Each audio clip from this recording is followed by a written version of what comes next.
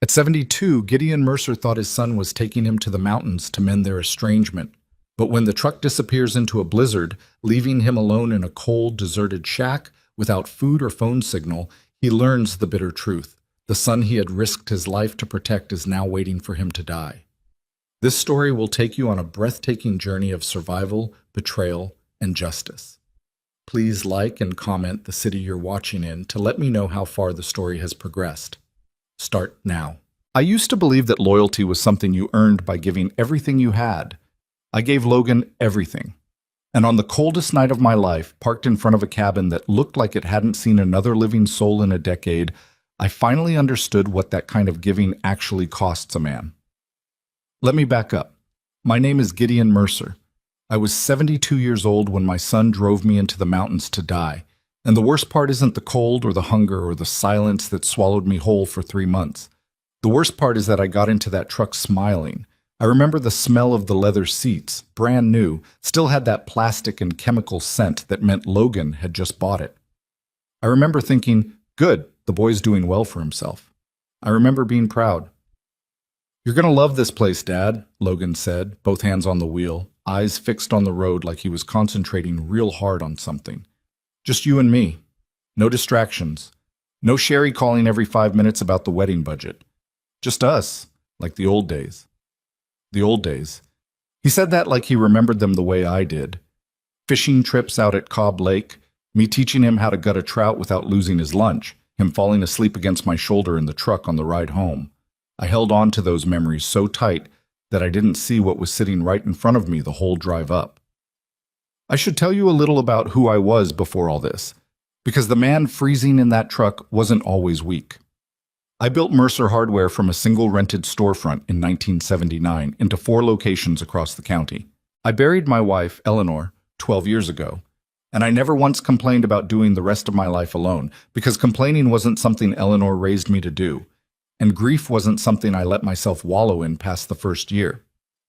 I worked. I provided. When Logan came to me 8 months before that drive and said he wanted to expand his contracting business, I didn't blink before writing the check. $41,000. I didn't even ask him to put it on paper. He was my son. "Don't you trust me, Dad?" he'd said, almost hurt that I'd hesitated for even a second on the wording of it. "Of course I trust you," I told him. And I meant it. God help me. I meant it with my whole chest. That trust is what got me into that truck. That trust is what made me not notice when Logan got cagey 3 weeks before the trip, taking phone calls outside on the porch where I couldn't hear, talking low and fast to someone he never named. That trust is what made me sign whatever stack of papers he slid in front of me one evening, telling me it was just routine, Dad, updating your power of attorney in case anything ever happens to you. You know, for emergencies. I signed it without my readers on. I signed it because my son asked me to. We'd been driving almost 6 hours when the paved roads turned to gravel, and the gravel turned to something barely deserving the name road at all. Pine trees pressed in close on both sides, heavy with snow, and the GPS on Logan's dashboard had lost signal a good 40 minutes back. "We're getting pretty deep in here, son," I said, trying to keep my voice light. "You sure this cabin's got heat? Power?" "It's rustic, Dad. That's the whole point. Unplug for a while." He smiled at me sideways, and something about that smile didn't reach his eyes the way it used to when he was a boy. I told myself it was just the bad lighting. I told myself a lot of things that day. The cabin, when we finally reached it, looked like something out of an old photograph. Gray, slumped, half its roof caved under years of snow load, windows fogged with grime on the inside. My stomach dropped the second I saw it, but I didn't say anything, because saying something meant admitting I was scared, and Mercer men don't admit they're scared. That's a lesson my own father beat into me, and I'd apparently passed it down whole like a family heirloom nobody asked for. "This is it?" I asked anyway, because some fear refuses to stay quiet no matter how hard you press it down. "Home base for the week," Logan said, already climbing out, breath fogging in front of his face. "Come on, let's get the bags." There was one bag. Mine. A single duffel that Logan had packed for me back at the house, insisting he knew exactly what I'd need and there was no point in me fussing over it. I thought that was sweet at the time. Thoughtful. my boy taking care of his old man. Inside, the cabin was worse than the outside promised. A wood stove sat cold in the corner, rusted at the seams. There was no electricity, no running water that I could find, and when I flipped the small flashlight from my coat pocket, my own flashlight, thank God, the one thing of mine Logan hadn't thought to help me pack, across the pantry shelves, I found exactly 4 cans of beans, a half-empty bag of rice, and a box of matches that felt suspiciously light when I shook it. Logan, my voice came out steadier than I felt. Where's the rest of the supplies? He was standing in the doorway, backlit by the gray afternoon, and for the first time since we'd left home, he wasn't smiling. I'll bring more up tomorrow, he said. Got a few things to sort out in town first. Town's 6 hours back the way we came. There's a closer route. I know these roads, Dad. I used to come up here with friends back in college. A pause, just a half second too long. I'll be back before dark. I want to tell you I had some kind of premonition right then, some gut instinct that screamed at me to grab my keys and walk out that door behind him. But the truth is, I trusted him so completely that even watching him climb back into that brand new truck, even watching him not look back at me once through the windshield, I still raised my hand and waved. He didn't wave back. The truck's engine faded into the trees and then there was nothing. No engine, no birds. They don't sing much in that kind of cold.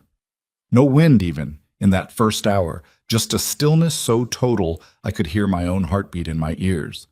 I told myself he'd be back the next morning. I built up the wood stove with what dry kindling I could find stacked under the porch eave, rationed myself half a can of beans, and slept in my coat on a cot that smelled like mouse droppings and old canvas. He wasn't back the next morning. He wasn't back the morning after that either. By the 4th day, the last of the matches gone, and the wood stove barely holding a flame on green pine. I'd hacked off a fallen branch with a hatchet I found rusting in the woodshed. I finally let myself say the word I'd been avoiding since that truck disappeared into the white horizon. Abandoned. My own son had driven me 4 hours into nowhere, left me with 4 cans of beans and a duffel bag of summer clothes.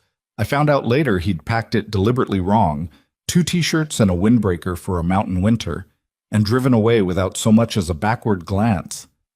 I sat by that dying fire on the 4th night, 72 years old, hands shaking from cold and from something worse than cold, and I made myself ask the question I didn't want answered. Why?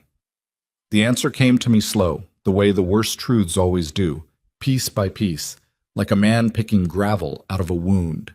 The power of attorney papers, the calls on the porch, the new truck Logan couldn't have afforded on a struggling contracting business, not unless that $41,000 had gone somewhere else entirely.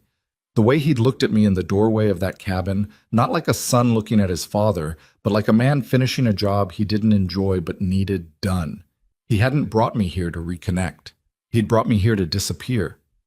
I don't know how long I sat with that realization before the anger finally cracked through the grief. Because for a man my age, in a cabin like that, grief is a luxury you can't afford for long. The cold doesn't wait for you to finish feeling sorry for yourself. The cold is patient, and it is cruel, and it does not care how betrayed you feel. I'd buried a wife. I'd built a business out of nothing but stubbornness and bad coffee. I was not going to let my own son finish what nobody else in 72 hard years had managed to do. On the 5th morning, I made a decision that probably saved my life, though it didn't feel like wisdom at the time. It felt like rage with nowhere else to go. I stopped waiting for that truck to come back up the road. I started preparing like it never would. I went through every inch of that cabin with my flashlight, cataloging what I had. A hatchet, dull but workable. A rusted set of wire snares hanging in the woodshed, left behind by God knows who. A single cast iron skillet. A cracked window I could patch with the cardboard from the bean cans and what was left of an old tarp. It wasn't much. It wasn't close to enough. But it was something, and something was more than what Logan had left me to believe I had. That first week taught me more about survival than 70 years of comfortable living ever had. I learned that hunger isn't really about your stomach. It's about your mind. The way it starts negotiating with you, telling you things will be fine if you just lie down and rest a while longer than you should. I learned that the body can do remarkable things when you stop giving it permission to quit.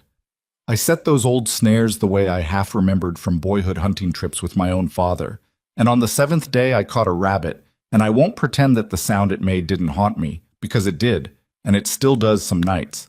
But I ate that night for the first time in 2 days, and I cried while I did it, not from sadness anymore, but from something closer to fury.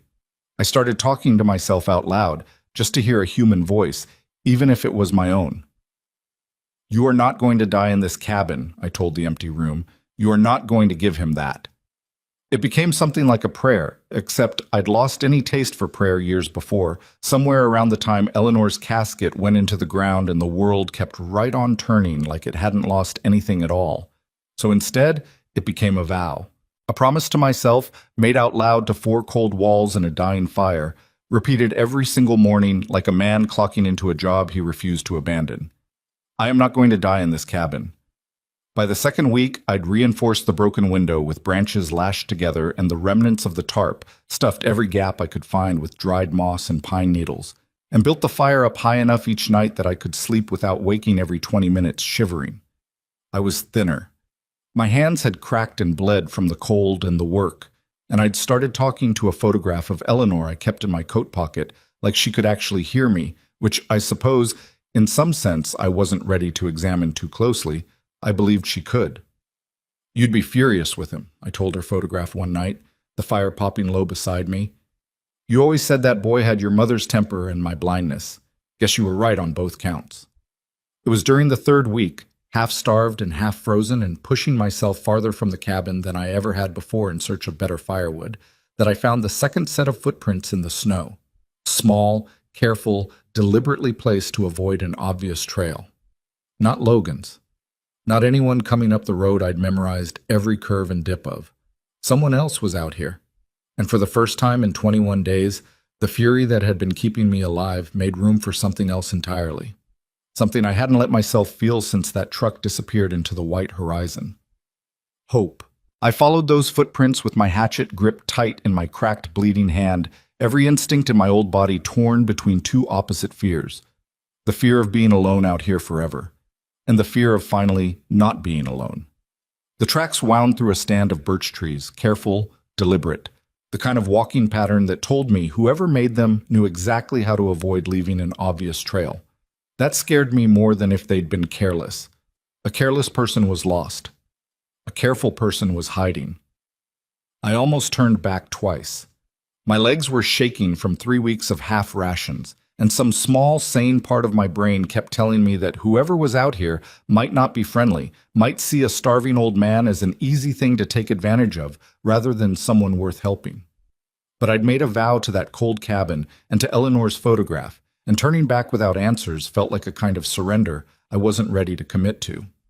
The tracks led me to a rock outcropping I hadn't explored yet, maybe 2 miles from my cabin, where a thin curl of smoke rose gray against the white sky. Smoke meant fire. Fire meant a person who'd figured out how to survive longer than I had. I approached slow, announcing myself the way you'd announce yourself to a spooked animal, hands visible, voice low. "Hello? I mean, you no harm. I'm just looking for help." The cave entrance, half hidden behind a fall of dead brush, went silent for a long moment. Then a voice came back, flat and wary. A woman's voice, rough at the edges like she hadn't used it on another human being in some time. "Stay where you are." I stayed. She emerged slowly from behind that brush, and my first thought was that she looked like the mountain itself had made her. Weathered, lean, dressed in layers of mismatched clothing that had clearly been adapted and repaired by hand over a long stretch of time. She was maybe 55, hard eyes, a hunting knife held loose but ready at her side. "You're not Forest Service," she said. It wasn't a question. "No, ma'am. Name's Gideon Mercer. I've been—" My voice cracked, embarrassingly, and I had to start over. "I've been stuck up here 3 weeks. My son left me. I don't have much left." Something shifted in her face when I said that. Not softness, exactly. Recognition. "Marla," she said after a moment, like the name cost her something to give up. "Marla Hayes. You said your son left you. Drove me up here, told me it was a trip to reconnect. Took my $41,000 before he did it, and most of my savings besides. Left me 4 cans of beans and a bag of summer clothes for a mountain winter. I heard my own voice go bitter, and I didn't try to hide it. Guess he figured the mountain would finish the job so he wouldn't have to. Marla studied me for a long moment, knife still loose in her hand, before something in her posture finally eased. "Come inside before you freeze talking about it," she said. "I've got coffee. Real coffee, not the instant garbage." I want to tell you that cave felt like salvation, and in a way it did, but I should be honest with you the way I've tried to be honest through this whole telling. I was suspicious of her too, at first. 3 weeks alone teaches you not to trust easy kindness, especially not from a stranger living off-grid in a cave with a hunting knife and eyes that had clearly seen things she didn't care to discuss. I drank her coffee with my back to the cave wall, watching her the way she was watching me, two wounded animals circling each other's intentions. "You're a medic," I said eventually, noticing the careful, practiced way she'd glanced at my cracked, bleeding hands when I first sat down, the assessment in her eyes that wasn't quite curiosity. "Or you were." "Wilderness medic, 22 years. She didn't elaborate, and I didn't push, not that first day. We were both still deciding whether the other one was worth the risk of trusting.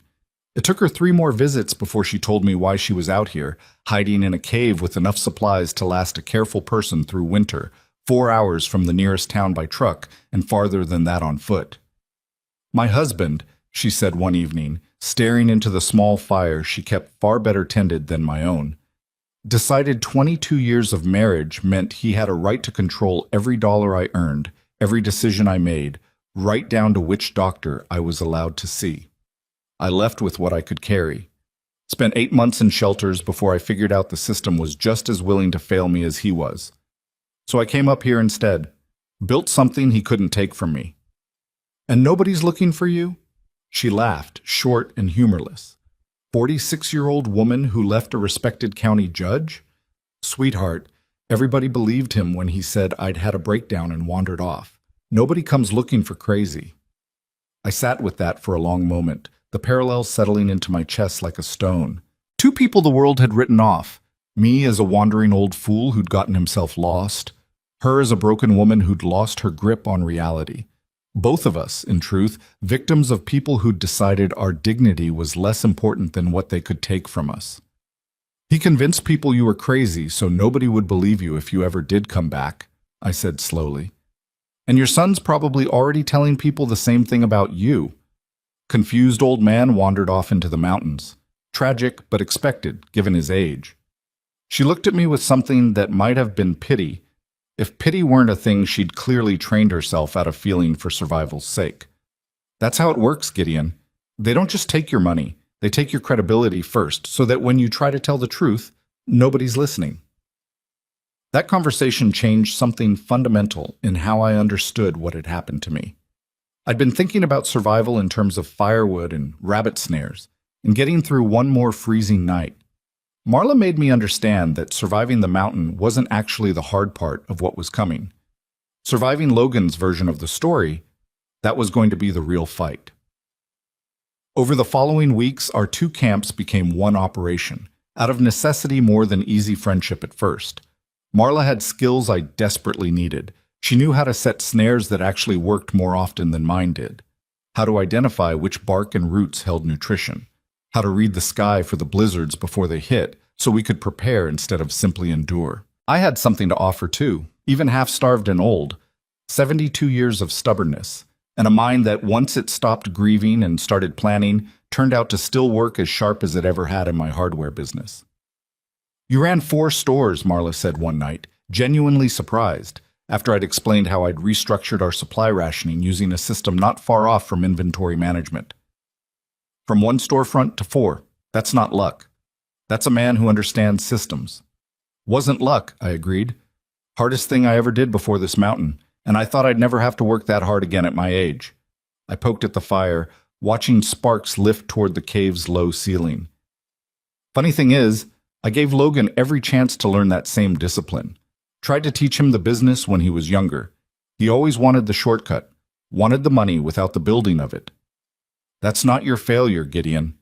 Marla's voice was firm, almost sharp, the wilderness medic in her surfacing through the conversation like she was treating a wound she could see, but I couldn't. You can hand a man every tool in the world, whether he uses them to build something or to take something that isn't his. That's on him, not you. I didn't believe her, not fully, not that night. Some part of me still carried the old guilt, the question every parent of a child who goes wrong eventually asks themselves in the dark. What did I do? Where did I fail him? What could I have given him that I didn't? It would take weeks more, and a great deal more of Marla's blunt, hard-won wisdom, before I started to separate my son's choices from my own worth as a father. The blizzards, when they came hard. There was a stretch in what I guessed was early February. We'd long since lost any reliable way to track the actual date, where the snow fell so thick and so constant that neither of us left our shelters for 4 straight days. I spent those days alone in my reinforced cabin, the wind screaming against the patched window like something alive and furious. And I'll admit to you now, the way I haven't admitted to anyone since, that there were hours in that storm where I thought about simply letting the fire go out, where the cold started to feel less like an enemy and more like an invitation to finally stop fighting.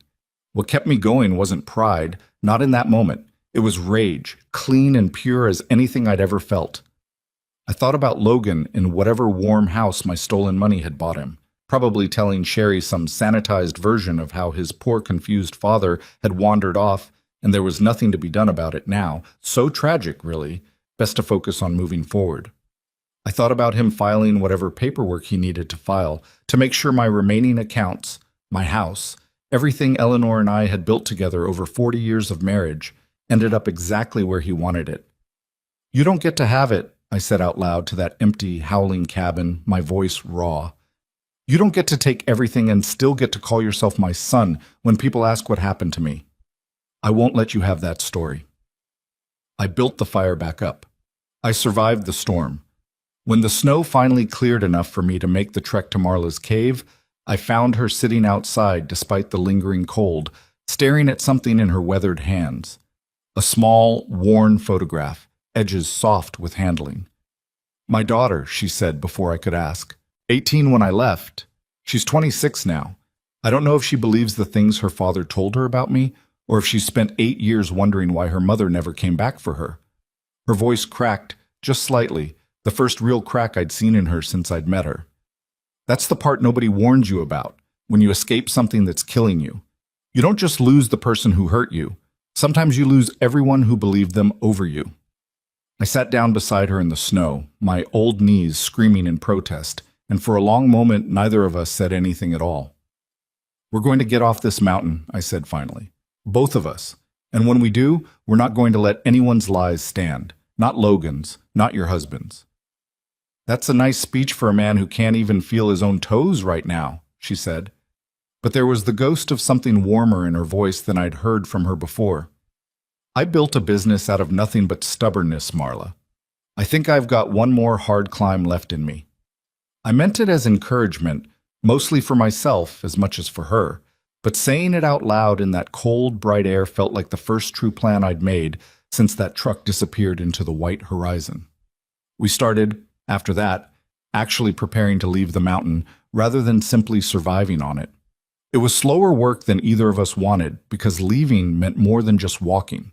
It meant building strength back into bodies that had been living on rationed beans, rabbit meat, and bark tea for months.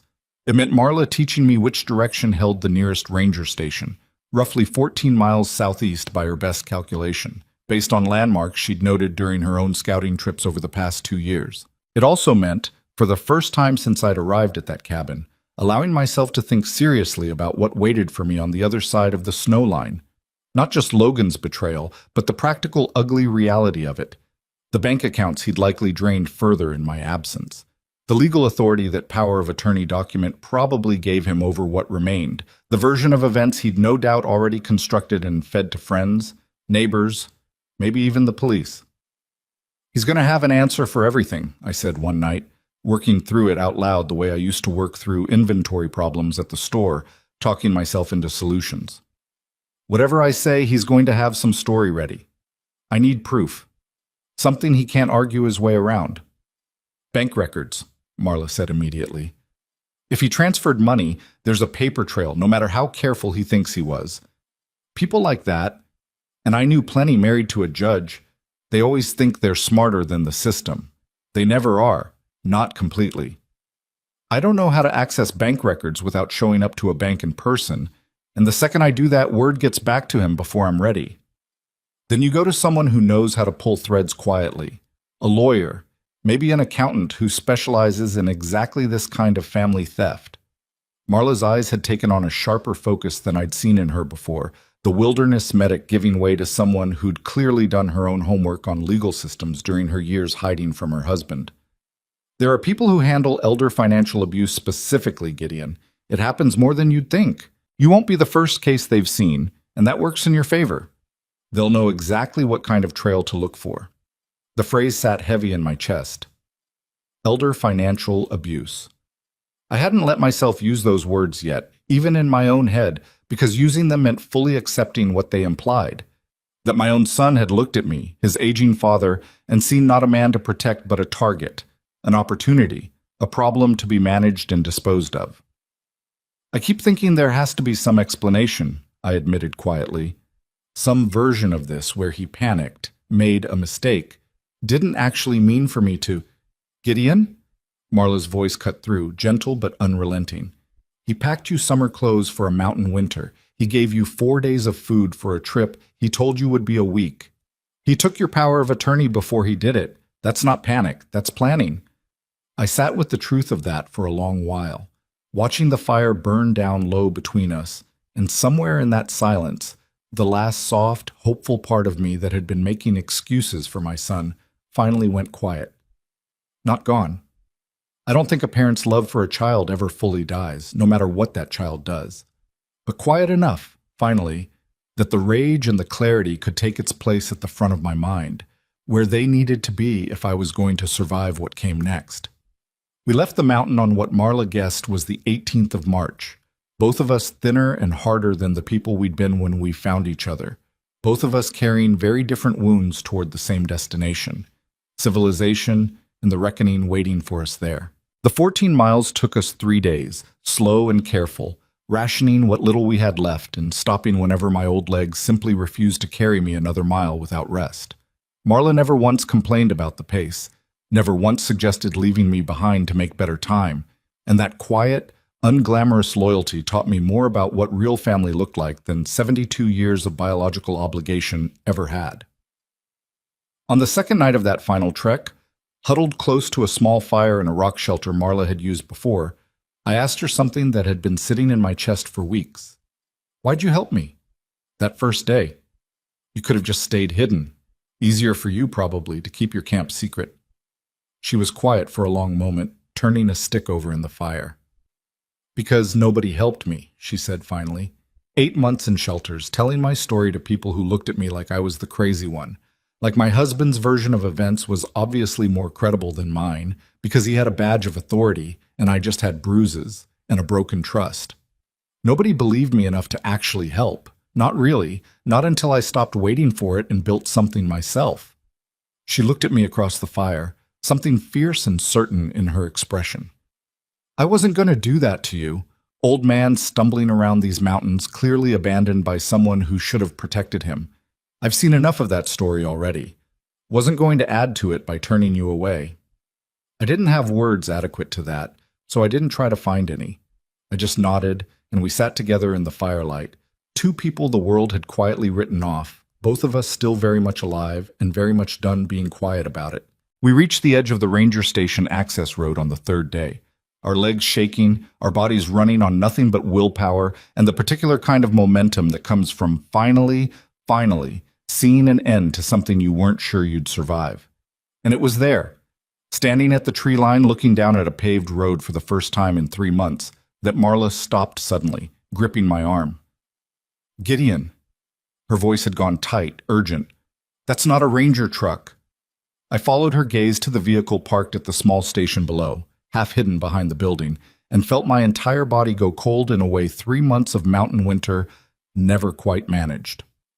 It was Logan's truck, reconciled template, length conflict, opted for extended narrative composition. Marla's grip on my arm tightened to the point of pain, but I barely felt it. I was staring down at that truck, Logan's truck, the same brand new vehicle that had carried me up into these mountains with promises of reconnection, parked behind the ranger station like something hiding rather than something visiting. Could be a different truck, I said, though I didn't believe it even as the words left my mouth. Lots of people drive that model. Same plate, Gideon. I memorized it the day he dropped you off in case I ever needed it. Marla's voice had gone flat and tactical, the wilderness medic giving way to something harder, more calculating. I followed your tracks back to the cabin that first week before I made contact. I wanted to know what I was dealing with before I introduced myself to a stranger in the middle of nowhere. I should have been unsettled by that, I suppose, the idea that she'd been watching me before she'd ever spoken a word. But 3 months on that mountain had taught me that caution wasn't cruelty, it was survival. And in this particular moment, her caution might have just saved us both from walking blind into whatever Logan was doing at that ranger station. Why would he be here? I asked, though the answer was already forming in my gut, cold and sour. If he thought I was dead... Maybe he's making sure of it, Marla said quietly. Closing the loop, filing paperwork, declaring you officially missing or deceased, whatever he needs to do to finalize his claim on what's left of your estate. People like that don't leave things to chance forever, Gideon. Eventually, they need it official. We pulled back into the tree line, crouched low, watching. I could see Logan through the station's front window now, animated, gesturing, talking to a ranger I didn't recognize. He looked good, healthy, rested, wearing a coat that probably cost more than the entire stack of beans that had kept me alive for 3 months. The rage that climbed up my throat in that moment was unlike anything I'd felt in 72 years of living, including the worst of it during those blizzard nights when I'd thought about simply letting the fire die. This wasn't despair. This was something cleaner, sharper, almost clarifying in its intensity. I want to walk down there right now, I said through clenched teeth, and watch his face when he realizes I'm not dead. And then what? Marla's hand was still on my arm, holding me back with surprising strength for a woman who'd been rationing food same as me for months. He sees you, he panics, he says something to that ranger that makes you sound exactly like the confused old man he's already painted you as. You walk down there now, hungry, exhausted, looking half out of your mind from 3 months in the wild, and you hand him every excuse he needs. She was right, in some part of me, the part that had run a hardware business for 40 years and understood that emotion without strategy was just noise, knew she was right, even through the fury. I forced myself to breathe, to think instead of react, the way I'd had to think instead of react every single day on that mountain just to survive it. Then what do? We wait, we watch, and we figure out exactly what he's telling that ranger, because whatever it is, that's going to be the foundation of whatever story he's built since he left you up there. Marla's eyes were sharp, focused. If we know his story before we confront him, we can dismantle it instead of just contradicting it. There's a difference, and it matters more than you'd think. We waited nearly 2 hours in that tree line, cold seeping back into my bones despite 3 months of acclimating to it, watching Logan's animated gestures through that window, watching him shake the ranger's hand at one point like they'd just concluded some kind of business arrangement. When he finally climbed back into his truck and drove off down the access road, I felt something in my chest loosen just slightly, enough room to breathe again. We approached the ranger station 40 minutes later, after we were certain Logan was well and truly gone. And I'll tell you, walking up to that front door felt harder than anything the mountain had thrown at me. 3 months of rage and grief and survival had built up inside me like pressure in a sealed container, and I had no idea what was going to happen when I finally let some of it out into the world. The ranger, a younger man, maybe 40, with a name tag that read Officer Dale Preston, looked up from his desk when the door opened, and the expression that crossed his face when he saw us standing there was something I'll remember for the rest of my life. Confusion first, then a kind of dawning horror as he took in our gaunt faces, our patched, filthy clothing, the unmistakable look of 2 people who'd been fighting for their lives in the wilderness for far longer than any reasonable person should have to. "Sir," he said slowly, standing up from his desk, "are you both all right? Do you need medical attention?" My name is Gideon Mercer, I said, and my voice cracked on the words, 3 months of exhaustion finally catching up to me all at once, now that I'd reached somewhere I could actually let it show. I believe my son was just in here. Logan Mercer. The ranger's face went through several rapid transformations. Recognition, confusion, and then something that looked uncomfortably close to pity, the same pity Marla had warned me about. The look of someone who'd already absorbed a particular version of my story and was struggling to reconcile it with the very alive man standing in front of him. Mr. Mercer, he said carefully, your son filed a missing persons report on you 4 weeks ago. He told us you'd wandered off from a cabin, that you'd been struggling with some confusion lately, some memory issues. We've had 2 search teams out looking for you since then. We were...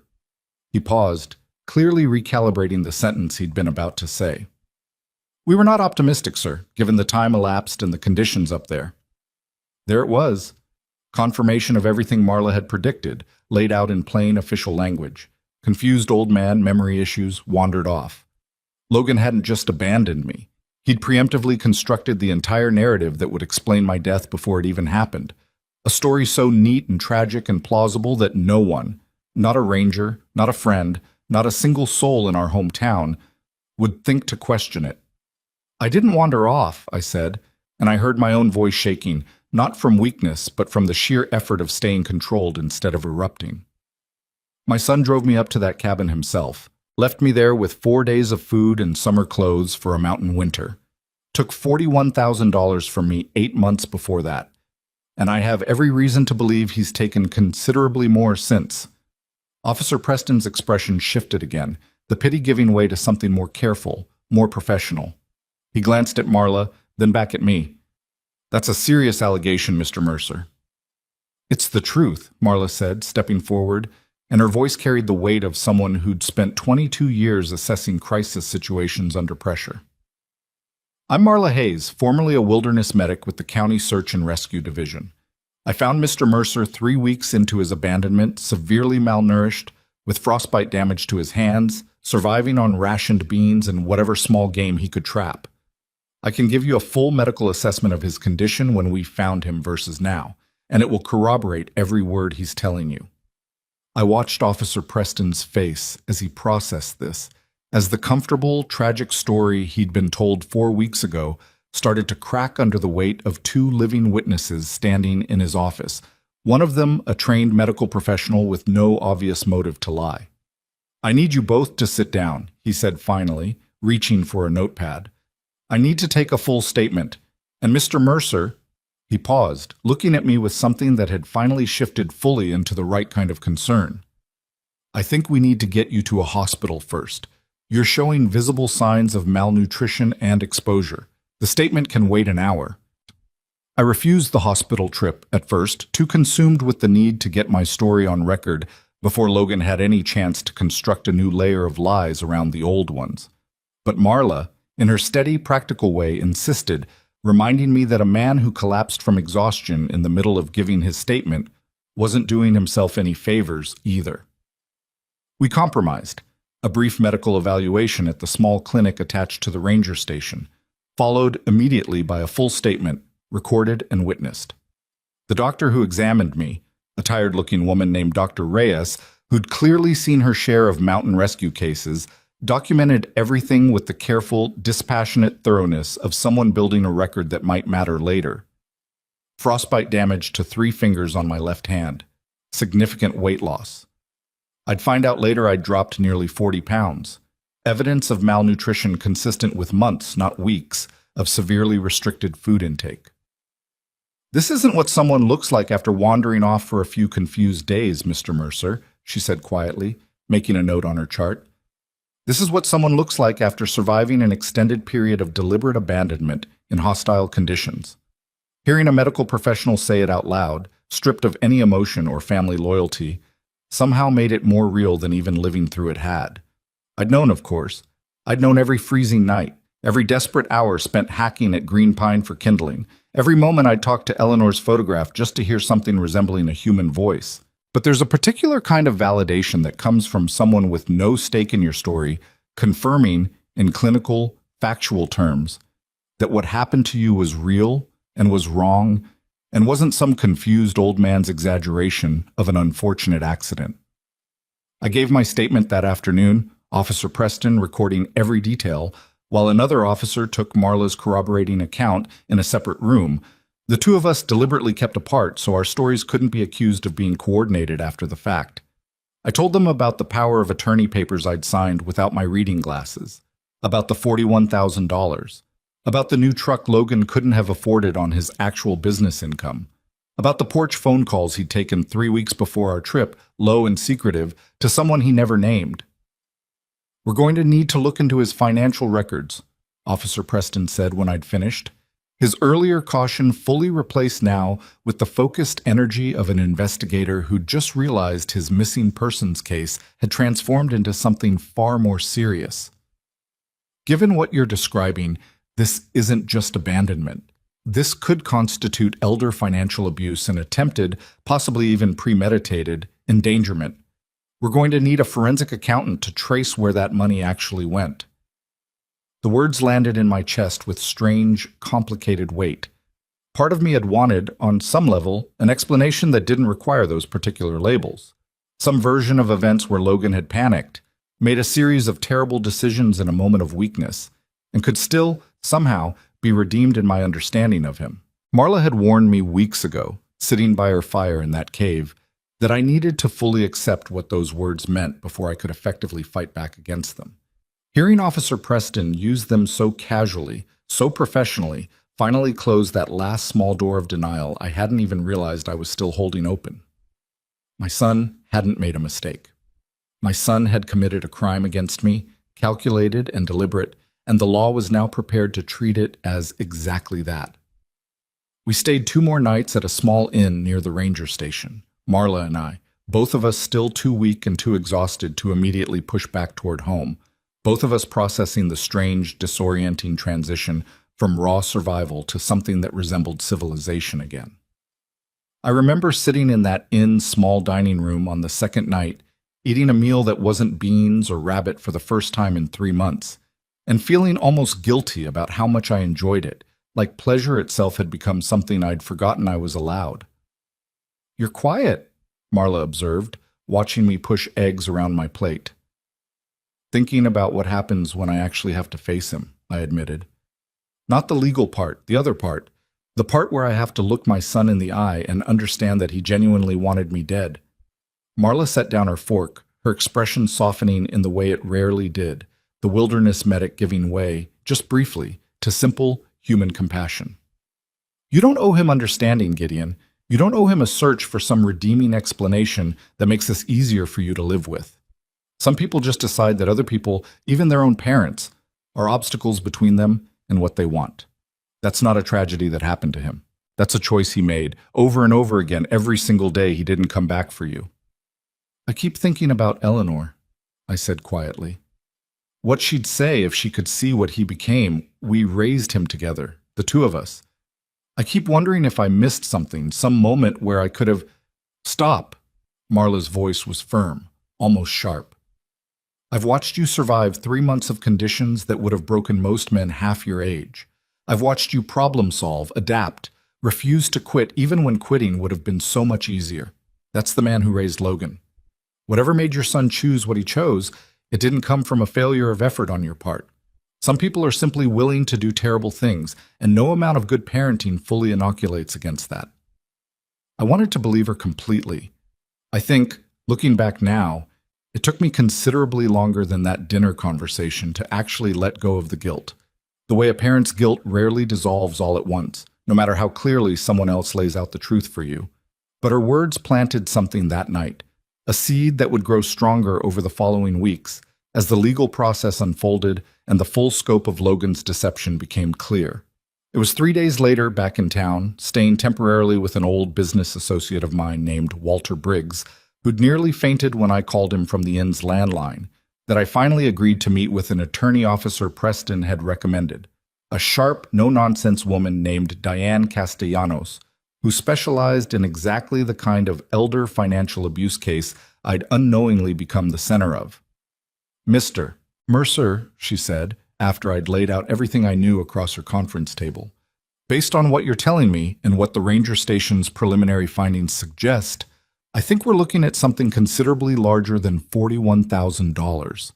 I want to bring in a forensic accountant immediately to trace every transaction connected to your accounts over the past year. If your son did what I suspect he did, there's likely a much bigger pattern here than even you're currently aware of. She wasn't wrong. The forensic accountant, a meticulous, soft-spoken man named Arthur Kwan, spent the following 2 weeks combing through bank statements, property records, and transaction histories, and what he uncovered made the original $41,000 look almost quaint by comparison. Logan had, over the preceding 8 months, systematically drained nearly $312,000 from various accounts I held, some through direct transfers I'd unknowingly authorized via that power of attorney document, others through more elaborate schemes involving a shell consulting business he'd set up specifically to funnel money away from scrutiny. He'd taken out a second mortgage on my home using forged signatures Kwan was able to identify through inconsistencies in pen pressure and stroke patterns. He'd liquidated 2 retirement accounts. Eleanor and I had spent decades building accounts meant to be my security in exactly the kind of vulnerable old age I just survived against all odds. And worse, far worse than any of the financial details, Kwan found something in the cabin rental records that made my blood run cold in a way that had nothing to do with mountain winters. Logan had rented that specific cabin, remote, decrepit, barely accessible by road, with a landlord who hadn't checked on the property in over a year. Specifically, deliberately, 4 months before our trip, paying cash, using a name that wasn't his own. He hadn't taken me up there on impulse. In a moment of panic over mounting debts, he couldn't manage any other way. He had planned my death 4 months in advance. I remember sitting in Diane Castellanos' office when she walked me through that particular finding, Marla's hand finding mine across the conference table without either of us quite acknowledging the gesture out loud, and feeling something inside me go very still and very cold, colder than anything that mountain had managed to do to me in 3 months of brutal winter. "He didn't just abandon you in a moment of weakness, Gideon," Diane said quietly, her usual brisk professionalism softening just slightly under the weight of what she'd just confirmed. "This was premeditated. He researched it. He planned it. He selected that location specifically because it offered him the highest probability of your death looking like a tragic accident rather than what it actually was." I want to tell you I had some dignified, composed response to that information. I didn't. I sat in that conference table chair and I wept, openly, the way I hadn't allowed myself to weep even during the worst nights on that mountain, because some part of me had still been holding on to the smallest, most foolish hope that what Logan did had been a crime of weakness rather than a crime of calculation. "What happens now?" I finally managed to ask, once I'd gathered enough composure to speak. Diane's expression hardened into something resolute, something that told me she'd handled cases like this before and knew exactly what came next. "Now," she said, "we go after him with everything the law allows. And Mr. Mercer, given what we've found, I believe everything the law allows is going to be considerably more than your son is prepared for." It was 2 days later that I learned Logan had no idea I was even alive. He'd been so confident in his planning, so certain that Cabin would finish what he'd started, that he'd continued moving forward with his life exactly as if I were already dead. Finalizing the sale of one of my hardware store locations through forged authority, meeting with an estate attorney to discuss formal probate proceedings on my presumed death, and according to information Kwan's investigation uncovered, actively house hunting for a property considerably more expensive than anything he could have afforded on his legitimate income. Diane suggested we use that ignorance to our advantage. "We're not going to confront him directly," she explained, laying out her strategy across that same conference table, Marla and Walter Briggs both present now. The 4 of us forming what felt like the first real team I'd had on my side since this entire nightmare began. "We're going to let him continue believing you're dead while we finish building an airtight case. And then, when we're ready, we're going to let him walk directly into the consequences of every single choice he's made, in front of every person who currently believes his version of this story." The plan was simple in its outline, but devastating in its execution. A final estate hearing, the kind Logan had already scheduled to formalize his claim on what remained of my assets, where every friend, business associate, and family acquaintance who'd been told I'd tragically wandered off and died would be gathered in one room. And I would walk into that room very much alive, with 3 months of survival behind me, with Marla Hayes as my witness, with Diane Castellanos' legal documentation in hand, and with Arthur Kwan's forensic accounting laying out in precise, undeniable detail exactly what my son had done. "It's going to be hard," Diane warned me, watching my face carefully. Walking in there, seeing his reaction, seeing the reactions of people who believed his lies for months. "Are you prepared for that?" I thought about the mountain, about 4 cans of beans and a hatchet and snares I'd half remembered from boyhood, about talking to Eleanor's photograph just to hear something resembling comfort in that freezing silence, about the vow I'd made to myself, out loud, to 4 cold walls, every single morning I refused to give up. "I survived 3 months in a wilderness my own son left me to die in," I said quietly. "I think I can survive watching his face when he realizes I didn't." The hearing was scheduled for the following week, and as that week unfolded, I found myself in the strange position of preparing not for survival, but for confrontation. A different kind of fight than the one I'd just spent 3 months waging, but one that required every bit of the strength and clarity that Mountain had forced me to find within myself. Marla stayed by my side through all of it, her presence a constant reminder that I hadn't faced any of this alone, that the family I'd lost in Logan had somehow, in the strangest and most unlikely circumstances imaginable, been replaced by something I'd never expected to find. A fierce, steady loyalty from a woman who owed me nothing and had chosen to stand with me anyway. The night before the hearing, sitting in Walter's guest room with Eleanor's photograph propped on the nightstand beside me, I made myself one final promise, the same kind I'd made every cold morning on that mountain, except this time it wasn't about survival. I am not going to let him control this story anymore. Tomorrow, for the first time since that truck disappeared into the white horizon, I was finally going to control it myself. The morning of the hearing, I put on a suit Walter had loaned me, one that hung loose on my frame in ways my own suits never had before. The mountain took 40 pounds off a body that hadn't had much extra to spare in the first place. Marla fixed my collar in the hallway mirror with the same brisk efficiency she'd used to set broken kindling and dress frostbitten fingers, and for a moment, looking at our reflection together, I felt something steady itself in my chest that I hadn't expected to feel again. Something close to readiness. "You don't have to say much," Diane Castellanos reminded me as we drove toward the county building where the estate hearing had been scheduled. "Let the documentation speak. Let Kwan's findings speak. You just need to be present, alive, and willing to answer questions when asked. The facts will do the rest of the work." "I know," I said, though some part of me, some old stubborn part that had spent 72 years believing in confronting things head-on, wanted nothing more than to walk into that room and say every furious word that had been building in my chest since that truck disappeared into the white horizon. "I know. I'll let the facts speak."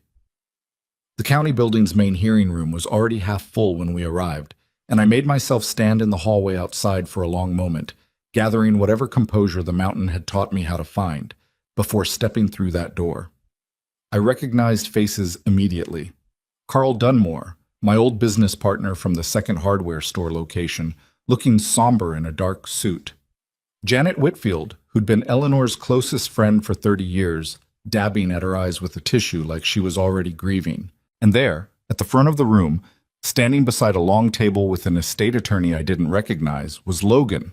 He looked good, confident, wearing a suit that probably cost more than the duffel bag of summer clothes he'd packed for my mountain winter. He was smiling, faintly, the practiced somber smile of a grieving son who'd nonetheless found a way to carry himself with dignity through tragedy.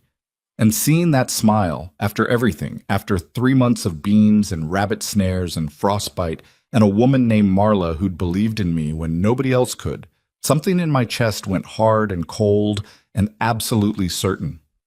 I walked into that room. I don't know exactly how to describe the sound a room makes when 50 people simultaneously realize the dead man they've gathered to mourn is standing in the doorway, very much alive. It wasn't a gasp exactly, not unified enough for that.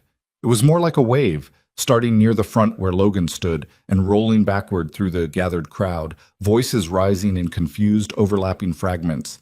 Is that? I thought he. Oh my God! Gideon!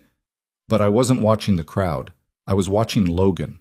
I watched the color drain out of his face in real time, watched his practiced, somber smile collapse into something raw and unguarded, watched 4 months of careful planning shatter across his features in the space of about 3 seconds.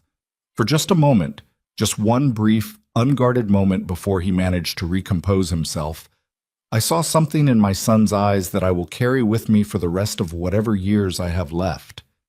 He looked at me the way you look at a problem you thought you'd solved. Dad? His voice came out strangled, pitched higher than I'd ever heard it. Dad? Oh my God, you're alive! He moved toward me, arms outstretched like he meant to embrace me. And I want you to understand something about that moment, because I think it matters more than almost anything else I've told you. Some old, broken, hopeful part of me, the same part that had waved at that disappearing truck 3 months earlier, almost let him. Almost stepped into that hug and let it be real, let it be relief instead of performance, because some wounds in a parent's heart never fully close no matter what evidence sits in your hand. I stepped back instead. Don't, I said, and my voice came out steadier than I felt. Don't touch me, Logan. The room went absolutely silent. Dad, what? Logan's voice cracked, his eyes darting around the room, suddenly aware of every set of eyes watching this collision unfold. What's going on? We've been searching for you for months. You thought I was dead, I said, loud enough for the whole room to hear. Because you left me in a cabin you rented 4 months in advance, under a false name, paid for in cash, with 4 days of food and summer clothing for a mountain winter. You thought I was dead because that's exactly what you planned. The wave of murmurs that swept through the room this time was different from the first, sharper, more uncertain. People glancing between Logan and me like they were trying to recalibrate everything they thought they understood about the tragedy they'd gathered to formalize. Logan's face had gone pale, then flushed, anger and panic visibly warring across his features. That's insane, Dad. You're confused. You've been through a traumatic experience. You're not thinking clearly. I am thinking more clearly than I have in years, I said, and I felt Marla step up beside me, steady and present, a wall of quiet support I hadn't realized how badly I needed until I felt her there. I have a forensic accountant who's traced $312,000 out of my accounts. I have cabin rental records with your handwriting on them, under a false name. I have a power of attorney document I signed without my reading glasses because my own son told me it was routine paperwork. None of that is confusion, Logan. That's evidence. Dad, please. His voice had dropped, pleading now, and I watched him glance around the room, gauging how many witnesses were absorbing every word, recalculating his strategy in real time, the way I imagined he'd been calculating things for months. Can we talk about this privately? This isn't the place. This is exactly the place. Diane Castellanos stepped forward now, her voice cutting through the room with the calm, devastating precision of someone who'd been waiting for this exact moment. This hearing was scheduled to formalize your claim on your father's estate based on a presumed death you yourself reported, Mr. Mercer. Given that your father is very much alive, and given the evidence we've gathered regarding the circumstances of his disappearance, I think everyone in this room deserves to understand exactly what's been happening over these past several months. What followed was, I think, the most surreal hour of my entire life, more surreal even than the mountain itself, because the mountain had at least been honest in its cruelty. This was something else, watching my own son's carefully constructed life unravel in real time, in front of every person who'd believed his lies, as Diane laid out the evidence piece by methodical piece. The power of attorney document, obtained through what Diane characterized as deceptive means, given that I'd been told it was routine paperwork rather than a transfer of significant financial authority. The $41,000 I'd given him for his contracting business, which forensic tracing showed had never actually been invested in any legitimate business expansion. The cabin rental, paid in cash under a false name 4 months before our trip, a detail that landed across the room like a physical blow, several people actually gasping audibly when Diane read the date aloud. 4 months. Janet Whitfield said, her voice carrying clearly across the suddenly silent room, staring at Logan with an expression of dawning horror. You planned this 4 months ago? While you were still coming to Eleanor's memorial dinners with us, talking about how much you missed your father? Logan's face had gone through so many transformations by this point, panic, pleading, anger, that I almost didn't recognize the expression settling over it now. Something cold, something that looked, for the first time since I'd walked into that room, less like a son caught in a terrible mistake and more like a man who'd simply run out of useful lies. You don't understand what it's been like, he said, and his voice had changed too, the pleading edge replaced with something harder, almost resentful. Watching him build that business, watching him give everything to those stores, while I struggled for years trying to get my own thing off the ground. He had 4 locations, Dad. 4. And I couldn't even keep one contracting crew employed through a winter. So your solution was to kill me? The words came out of me flat, almost calm, though my hands were shaking at my sides. Instead of asking for help honestly, instead of admitting your business was struggling, you decided the easier path was to drain my accounts and leave me to freeze to death in a cabin you researched and rented months in advance. I didn't think you'd actually... He stopped himself, but it was too late, the words already hanging in the air between us, an admission no amount of backtracking could erase. The room had gone utterly silent now, 50 people absorbing the moment my son nearly confessed, in front of all of them, that he had genuinely expected the mountain to finish what he'd started. You didn't think I'd actually what, Logan? I pressed, my voice rising now despite every effort to stay measured. Survive? Is that what you were about to say? You didn't think I'd actually survive? He didn't answer. He didn't need to. The silence answered for him, complete and damning, and I watched understanding ripple through the gathered crowd as 50 years of relationships, business partnerships, friendships, the entire social fabric that had surrounded my family for decades, recalibrated in real time around the truth of what my son actually was. Carl Dunmore was the first to speak into that silence, his voice rough with something between anger and disbelief. Logan, I helped you get your first contracting permits. I vouched for you with 3 different suppliers. Are you telling this room you tried to murder your own father for money? It wasn't... Logan's composure was fully gone now, his hands gesturing helplessly, his eyes darting between faces that had clearly already made up their minds about what they were witnessing. It wasn't supposed to be like that. I thought he'd find help. I thought someone would find him before what, Mr. Mercer? Diane's voice cut in, cold and precise. Before the food ran out? Before hypothermia set in? You rented an isolated cabin specifically because it offered minimal probability of rescue. Our investigation has confirmed that property hadn't been checked by its owner in over 14 months prior to your father's stay there. You didn't hope someone would find him. You selected a location specifically designed to ensure no one would. The legal proceedings that followed over the subsequent weeks moved with a speed that almost startled me, given how slowly my own survival had unfolded on that mountain.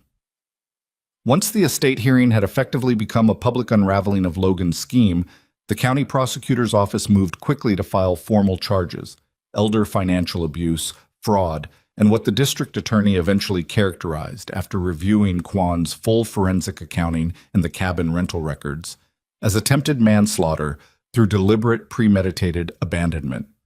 I won't pretend the months that followed were anything close to easy. There's a particular kind of exhaustion that comes after the adrenaline of confrontation fades, when you're left simply sitting in deposition rooms and attorneys' offices, recounting the same painful details over and over to investigators, insurance representatives, court officials, each retelling peeling back a little more of the protective scar tissue I'd built up, just to survive the original experience.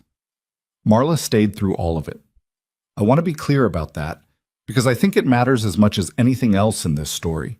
She had no legal obligation to remain involved in my case once we'd reached civilization, no biological tie, no financial stake in the outcome.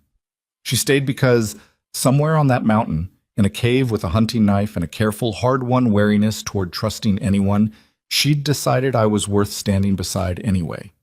That kind of loyalty, freely given with nothing to gain, taught me more about what family actually means than 72 years of believing blood automatically guaranteed it. "You keep thanking me," she said one evening, several weeks into the legal proceedings, the two of us sharing a quiet dinner at Walter's kitchen table while paperwork from Diane's office sat stacked between us. "You don't need to keep thanking me, Gideon.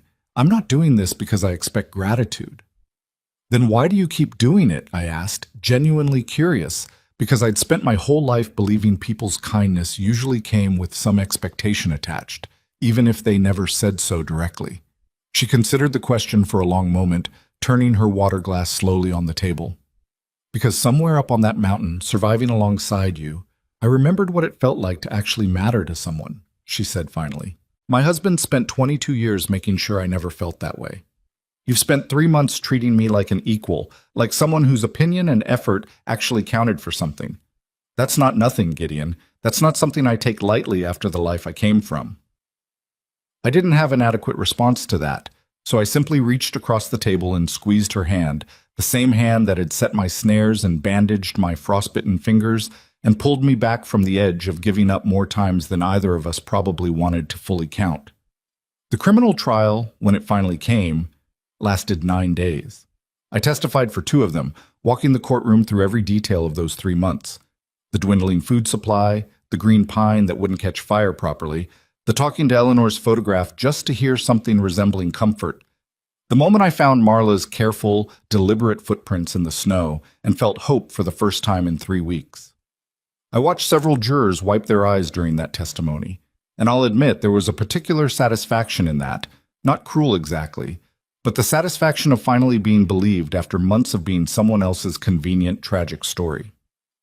Logan's defense attorney tried several angles over those 9 days, arguing financial desperation as mitigation, suggesting I'd somehow misunderstood the nature of the power of attorney document, even attempting briefly to suggest that I'd chosen to stay at that cabin longer than necessary out of some kind of stubborn pride rather than genuine helplessness. That last argument fell apart spectacularly under Marla's cross-examination, where she calmly, clinically detailed the medical realities of the frostbite and malnutrition she'd documented when she first found me, conditions entirely inconsistent with someone choosing to remain in those circumstances by preference. The jury deliberated for just under 6 hours before returning a guilty verdict on all counts: elder financial abuse, fraud, and attempted manslaughter through deliberate criminal negligence. I sat in that courtroom, Marla on one side and Walter Briggs on the other, and I watched my son's face as the verdict was read, watched the last of whatever composure he'd maintained throughout the trial finally crumble entirely. He turned to look at me, just once, before the bailiffs led him away for sentencing to be scheduled. I don't know what I expected to see in that final look.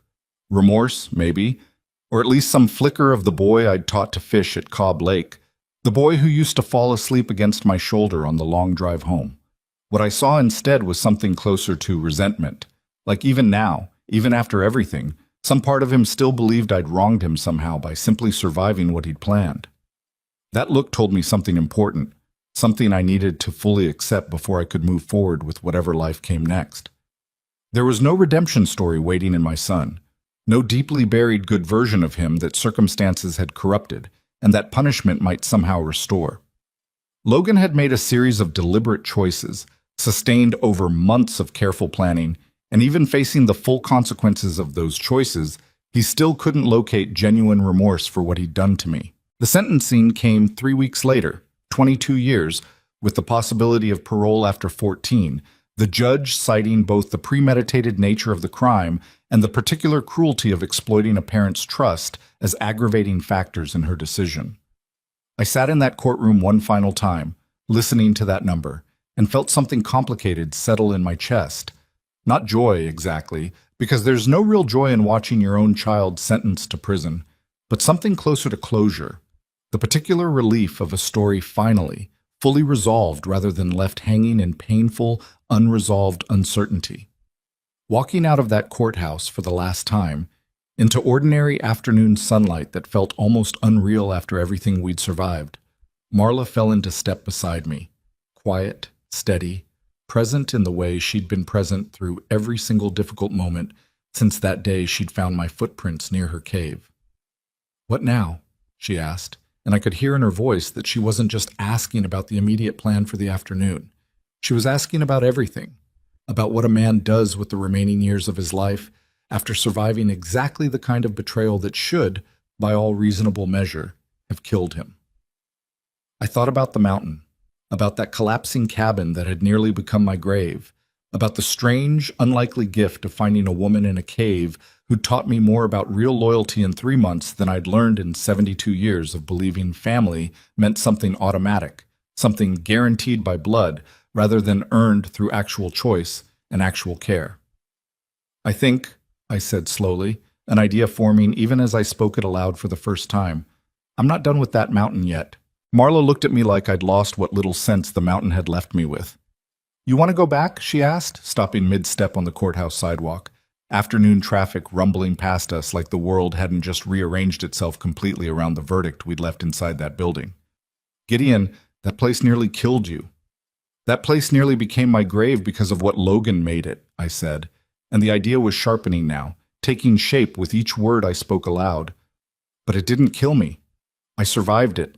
We survived it. I keep thinking about that cabin, and I keep thinking about how it was supposed to be the end of my story. And instead it became the place I found you, the place I found out exactly how strong I still was at 72 years old. I don't want to leave it sitting up there as a monument to what my son tried to do to me. I want it to mean something else. Marla studied my face for a long moment, and I watched the wariness in her expression slowly give way to something like understanding, the same recognition that had passed between us that first day in the cave when two wounded strangers decided, against every instinct toward self-protection, to trust each other. What did you have in mind? She asked. What I had in mind, as it turned out, took the better part of a year to fully realize, and I want to tell you honestly that the road there wasn't smooth or simple, because nothing about real recovery ever is, no matter how satisfying a clean, tidy ending might sound to someone listening to this story from the comfort of their own warm home. There was the matter of my finances first, which Diane Castellanos and Arthur Kwan spent months helping me untangle and recover. We managed to claw back roughly $210,000 of the $312,000 Logan had stolen through asset seizure and restitution orders the court attached to his sentencing. The rest, Diane told me with the kind of weary honesty I'd come to appreciate from her, was likely gone for good, spent on the truck, the house he'd been planning to buy, a lifestyle built on money that was never actually his to spend. I won't pretend that didn't sting. A man doesn't build 4 hardware stores out of nothing without understanding exactly what $100,000 represents in terms of hours worked and risks taken. But I'd learned something on that mountain that no amount of money could have taught me any other way. That there's a difference between what you lose and what actually breaks you, and Logan had only managed the first of those, never the second. There was also the matter of rebuilding myself physically, which took longer than I expected and humbled me more than I'd anticipated. The frostbite damage to my hand required 2 surgeries and months of physical therapy before I regained anything close to full function in those 3 affected fingers. The malnutrition had done damage to my heart that a cardiologist informed me with the same blunt clinical honesty Dr. Reyes had shown back at that mountain clinic, meant I needed to take my recovery seriously rather than simply willing myself back to full strength through stubbornness alone, the way I'd willed myself through every freezing night on that mountain. You can't survive your way through cardiac rehabilitation, Gideon, Marla told me firmly, more than once, during the months I spent grumbling through supervised exercise programs and dietary restrictions that felt, after months of starvation, almost insulting in their caution. You fought hard enough to get here. Don't undo it now by being too proud to actually heal properly. She was right, of course. She usually was, and I'd learned over our months together that arguing with her on matters of health and survival was an exercise in futility that only delayed the inevitable moment I'd admit she'd been correct all along. It was during those months of recovery, sitting together most evenings at the small house I'd purchased after selling what remained of my hardware store holdings, I decided, after everything, that I no longer had the energy or the desire to rebuild that particular empire, not after watching how easily greed for what I'd built had corrupted my own son, that Marla and I started talking seriously about her daughter. You should reach out to her, I told her one evening.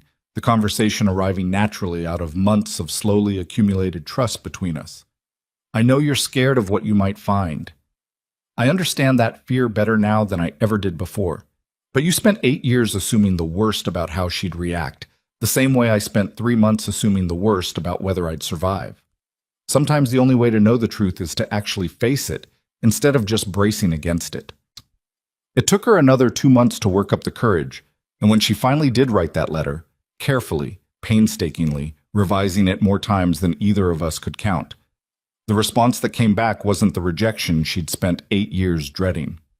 Her daughter, a young woman named Olivia, who'd apparently spent years quietly suspecting her father's version of events didn't add up, wrote back within a week, and within a month, mother and daughter were sitting together at my kitchen table, both of them crying in the particular complicated way that comes from grief finally given permission to resolve itself.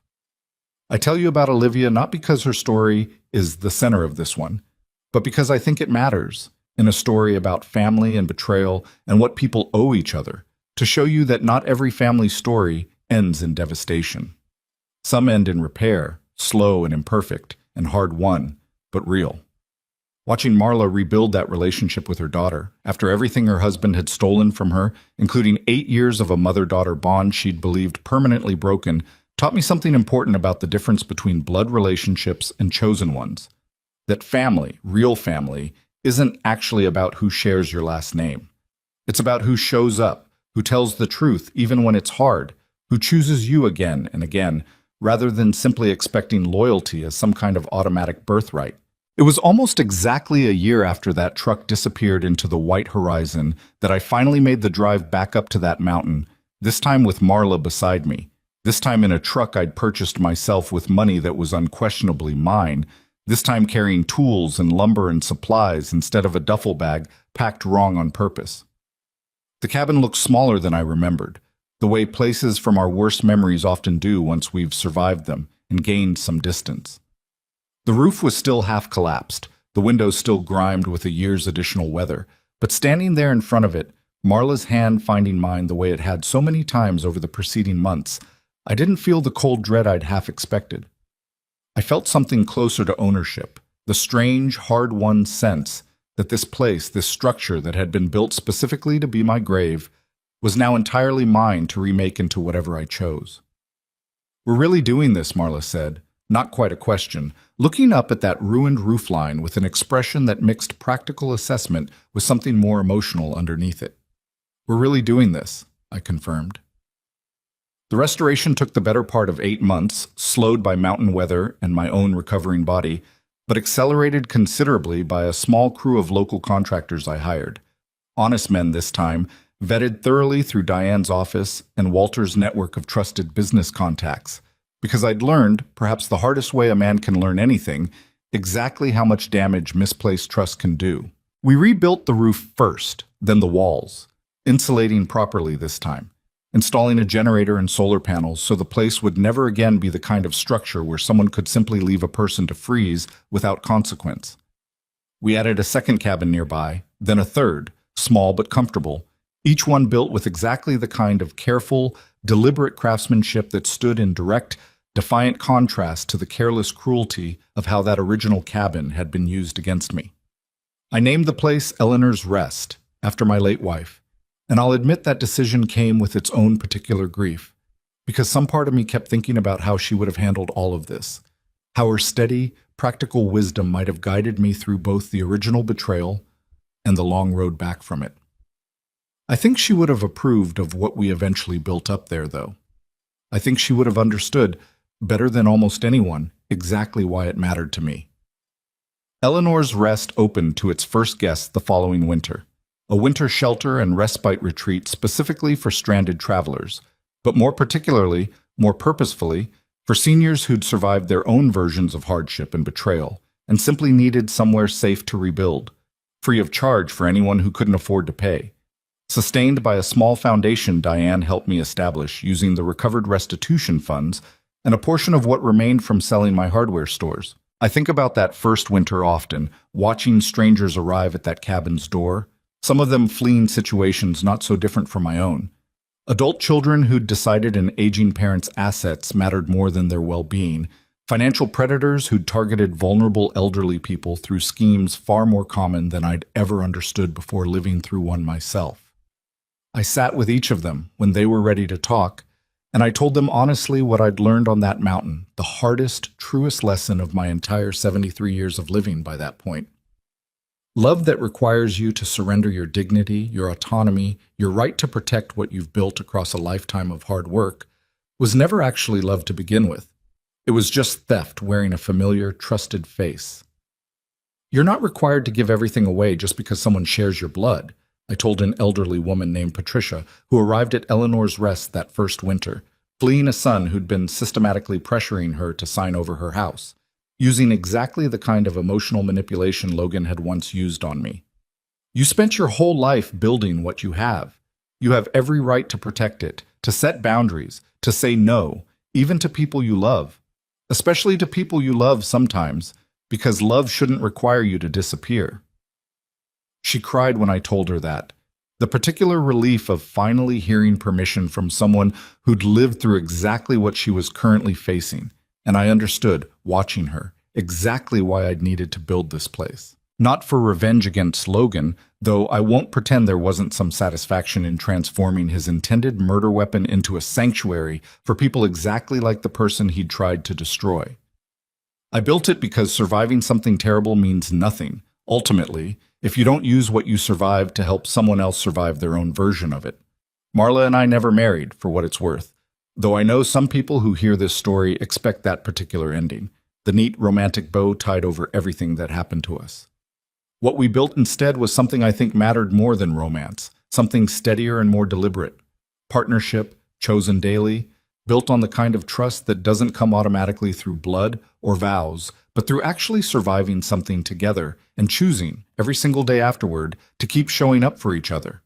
She ran the medical side of Eleanor's Rest, training a small staff in wilderness first aid and trauma-informed care for the elderly guests who arrived, often carrying wounds far less visible than frostbite but no less real.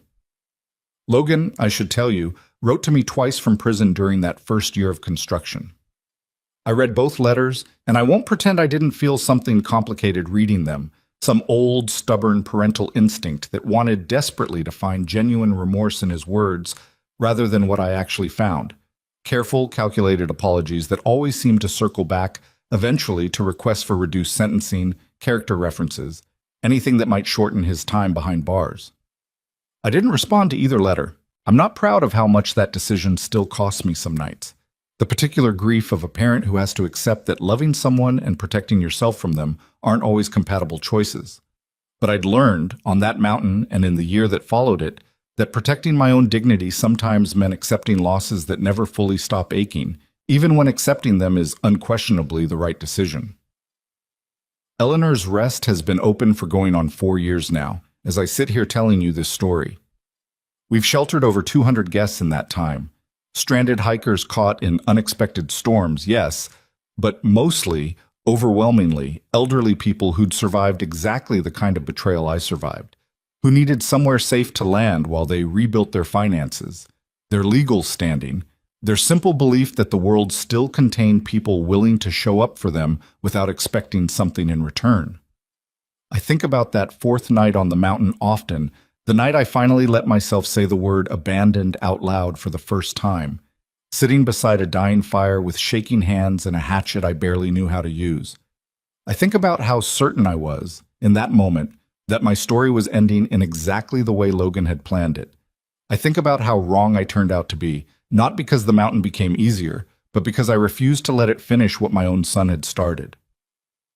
If you've made it this far with me, through 3 months of frozen wilderness and a courtroom verdict and a year spent rebuilding both a cabin and a life, I want to leave you with something more than just the satisfaction of watching Logan face consequences for what he did. I want to leave you with the thing that Mountain taught me, the thing I now spend my days teaching to every frightened, betrayed elderly guest who arrives at Eleanor's Rest looking for somewhere safe to finally exhale. Your worth was never tied to what you can give away. Your dignity is not a negotiating chip that family gets to demand in exchange for their continued presence in your life. If someone, anyone, including the children you raised, including the people you trusted most completely in this world, shows you, through their actions rather than their words, that they value what you have more than they value who you are. You are allowed to protect yourself from them. You are allowed to say no. You are allowed at 72 or 82 or any age in between to build boundaries around what's yours and defend them with everything you've got left. I survived a mountain my own son built specifically to be my grave. I survived it not because I was stronger than the cold, though I suppose, in the end, I was. I survived it because somewhere underneath 72 years of believing love required unconditional sacrifice, I found a harder, truer kind of love, the kind that demands you protect yourself first, so that you have something left to actually give the people who deserve it. Logan became, in the end, exactly what Diane warned me he might become if I let him keep controlling the narrative. A painful, distant chapter in a much longer story, rather than the ending he'd planned for me. And Eleanor's Rest, the place built to be my grave, became instead the truest legacy I think I'll ever leave behind, far more meaningful than 4 hardware stores ever were. I'm 76 years old now, sitting by a fire that warms instead of barely sustains, in a cabin that shelters instead of threatens, surrounded by a family I chose rather than one I was simply born into. And if there's one thing I hope you carry away from everything I've told you tonight, it's this. It is never too late to reclaim your own story, no matter how thoroughly someone else has tried to write its ending for you. I named the place Eleanor's Rest, after my late wife, and I'll admit that decision came with its own particular grief, because some part of me kept thinking about how she would have handled all of this, how her steady practical wisdom might have guided me through both the original betrayal and the long road back from it. I think she would have approved of what we eventually built up there, though. I think she would have understood better than almost anyone exactly why it mattered to me. Eleanor's Rest opened to its first guests the following winter, a winter shelter and respite retreat specifically for stranded travelers, but more particularly, more purposefully, for seniors who'd survived their own versions of hardship and betrayal and simply needed somewhere safe to rebuild, free of charge for anyone who couldn't afford to pay, sustained by a small foundation Diane helped me establish using the recovered restitution funds and a portion of what remained from selling my hardware stores. I think about that first winter often, watching strangers arrive at that cabin's door, some of them fleeing situations not so different from my own. Adult children who'd decided an aging parent's assets mattered more than their well-being, financial predators who targeted vulnerable elderly people through schemes far more common than I'd ever understood before living through one myself. I sat with each of them when they were ready to talk, and I told them honestly what I'd learned on that mountain, the hardest, truest lesson of my entire 73 years of living by that point. Love that requires you to surrender your dignity, your autonomy, your right to protect what you've built across a lifetime of hard work was never actually love to begin with. It was just theft wearing a familiar, trusted face. You're not required to give everything away just because someone shares your blood, I told an elderly woman named Patricia who arrived at Eleanor's Rest that first winter, fleeing a son who'd been systematically pressuring her to sign over her house, using exactly the kind of emotional manipulation Logan had once used on me. You spent your whole life building what you have. You have every right to protect it, to set boundaries, to say no, even to people you love. Especially to people you love sometimes, because love shouldn't require you to disappear. She cried when I told her that. The particular relief of finally hearing permission from someone who'd lived through exactly what she was currently facing, and I understood, watching her, exactly why I'd needed to build this place. Not for revenge against Logan, though I won't pretend there wasn't some satisfaction in transforming his intended murder weapon into a sanctuary for people exactly like the person he'd tried to destroy.